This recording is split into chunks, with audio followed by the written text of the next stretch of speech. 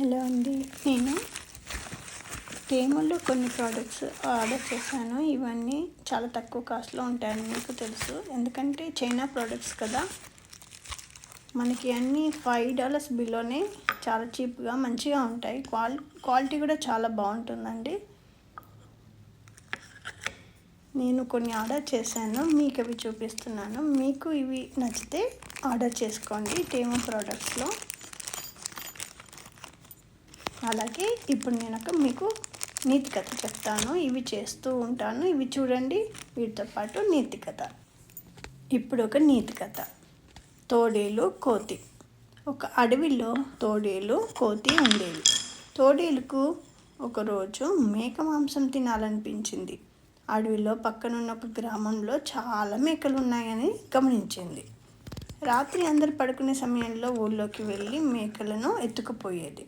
ఇలా రోజుకో మేకను తెచ్చుకొని తింటూ ఉండేది. ఇదంతా గమనించిన కోతి ఏం చేసింది? రోజుకో మేకను ఎలా తెచ్చుకుంటున్నావు అని అడిగింది.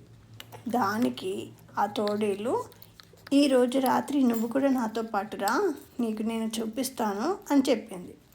కోతి సరే అంది. అప్పటికే ఊళ్ళో చాలా మేకలు కనిపించకుండా పోవడంతో గ్రామ ప్రజలందరూ రాత్రి వేళల్లో కాపలా కాస్తూ ఉన్నారు. ఈ విషయం తెలియని కోతి తోడేలును ఊళ్ళో ప్రవేశించాయి.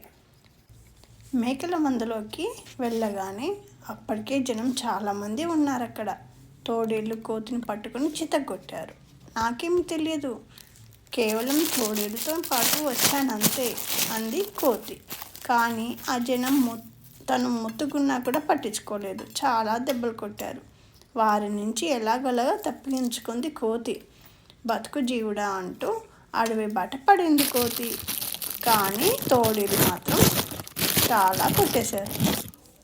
నీతి ఏంటంటే, చెడ్డవారితో స్నేహం ప్రాణ సంకటం. మీకు ఈ వీడియో కానీ కథ కానీ నచ్చితే లైక్ చేయండి. Thank you.